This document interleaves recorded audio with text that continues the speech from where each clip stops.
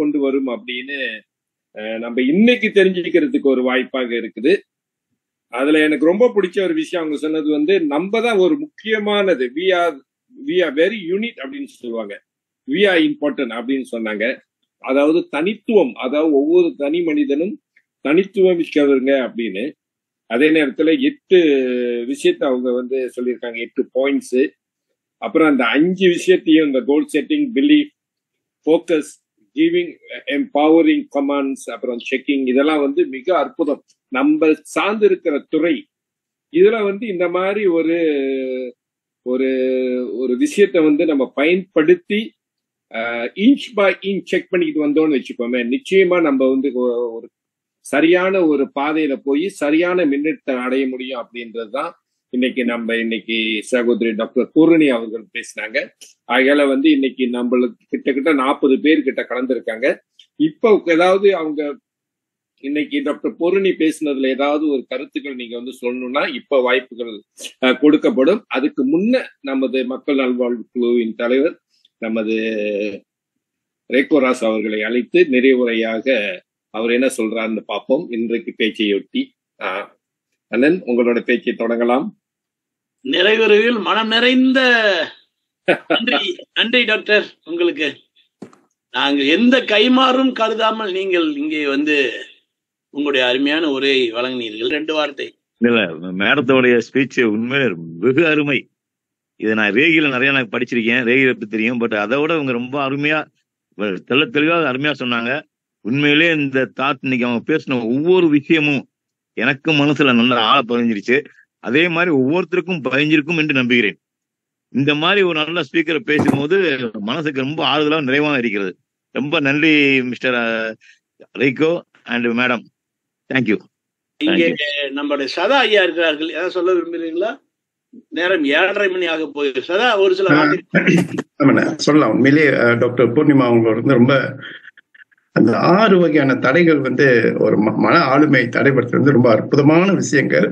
Actually ஒரு மனிதனும் தனக்குள்ள ஆராய்ந்து பார்த்தா இதை விட 6 இல்ல பல இருக்கு. அவங்க அப்படியே ஃபில்டர் பண்ணி அப்படியே கொடுத்த விதம் வந்து ரொம்ப அருமை. அவங்ககிட்ட ஒரு கேள்வி கேட்கணும் நானு டாக்டர்கிட்ட.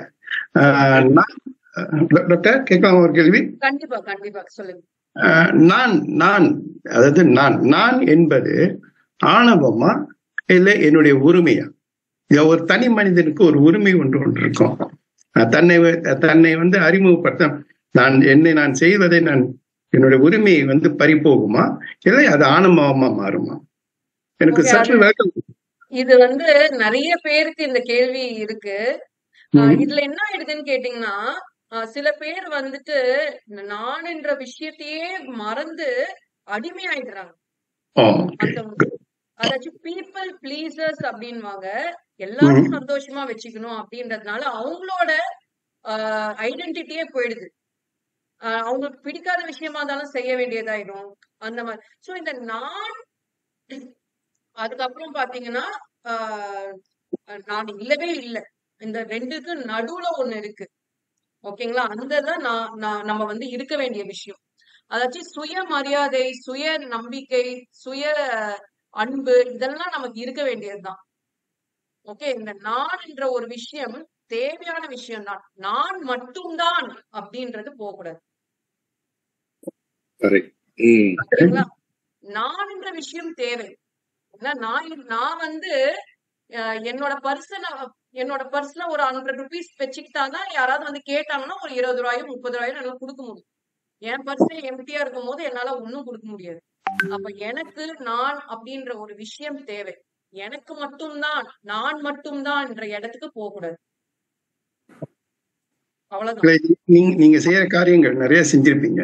அப்ப அந்த உரிமையை வந்து பலருக்கு பங்கிட்டு கொடுக்கணும். நான் என்னுடைய பங்கு, என்னுடைய திறமை, என்னுடைய ஆற்றல், நான் செய்து கொடுக்க எல்லாம் எனக்கு சம்பந்தப்பட்டதுன்றத ஒரு உரிமையை உங்களுக்குள்ளார நீங்க உருவத்துவீங்களா?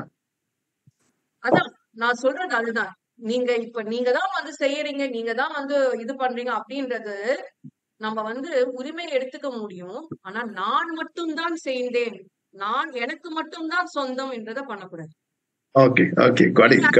இப்ப நான் வந்து இந்த ஆர்கனைஸ் பண்ணிருக்காங்க இல்லையா, நான் என்ன சொல்வேன், நான் பேசினேன் அப்படி சொல்லுவேன். ஆனா இதை ஆர்கனைஸ் பண்ணவங்க இத்தனை பேர் இருக்காங்க, அவங்களுக்கு நான் நன்றி தெரிவிக்கணும். Right right.